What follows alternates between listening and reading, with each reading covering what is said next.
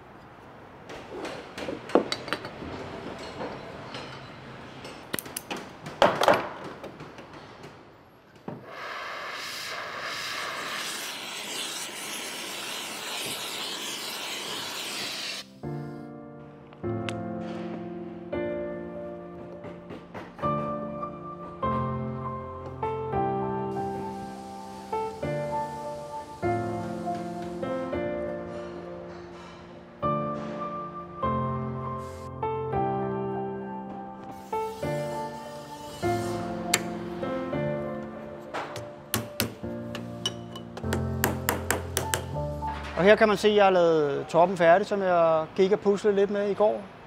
Der har jeg stukket kanterne forsigtigt ind, og så klippet dem sådan i en blød bue.